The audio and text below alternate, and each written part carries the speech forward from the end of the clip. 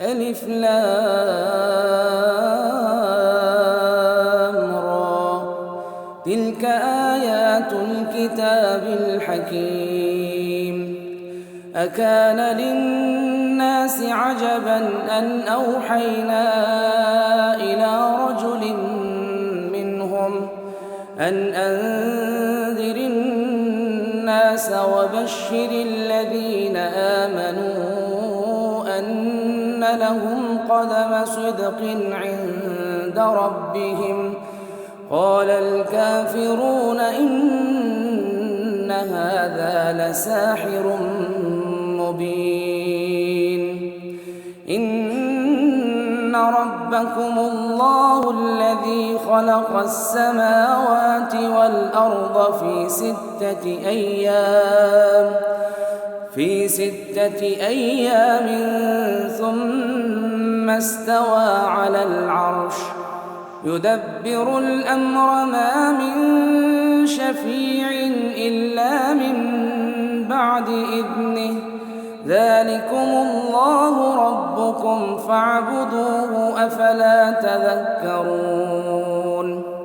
إليه مرجعكم جميعا وعد الله حقا إنه يبدأ الخلق ثم يعيده ليجزي الذين آمنوا وعملوا الصالحات بالقسط والذين كفروا لهم شراب من حميم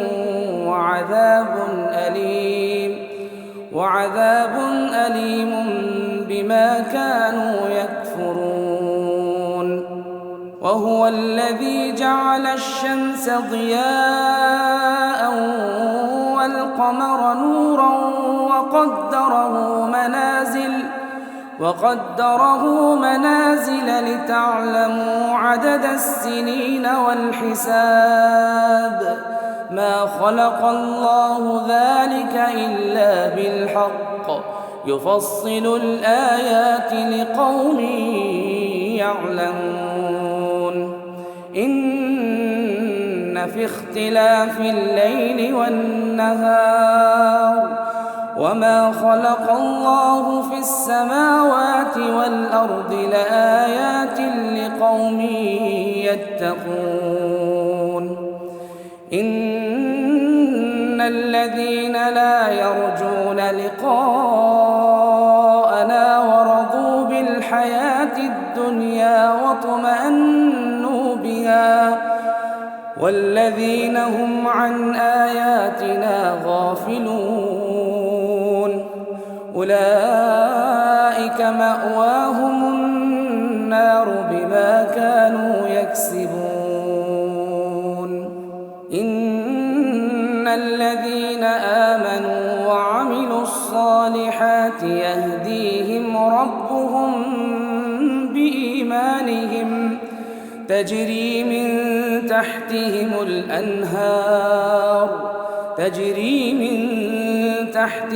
الأنهار في جنات النعيم. دعواهم فيها سبحانك اللهم وتحيتهم فيها سلام وآخر دعواهم أن الحمد لله رب العالمين.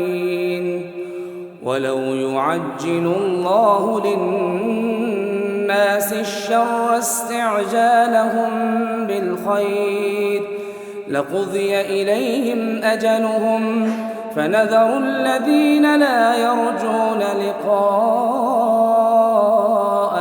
في طغيانهم يعمهون.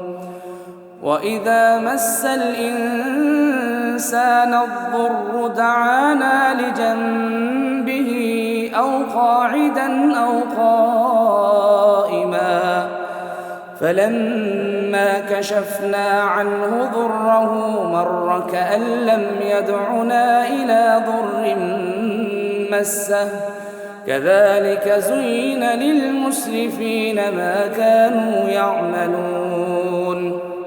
ولقد أهلكنا القرون من قبلكم لما لما ظلموا وجاءتهم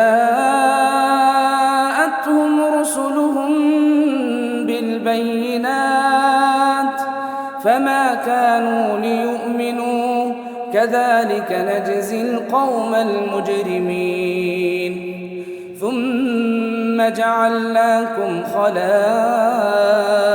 في الأرض من بعدهم لننظر كيف تعملون وإذا تتلى عليهم آياتنا بينات قال الذين لا يرجون لقاء نأت بقرآن غير هذا أو بدل قل ما يكون لي أن أبدله من تلقاء نفسي إن أتبع إلا ما يوحى إلي إني أخاف إن عصيت ربي عذاب يوم عظيم قل لو شاء الله ما تلوته عليكم ولا أدراكم به فقد لبثت فيكم عمرا من قبله أفلا تعقلون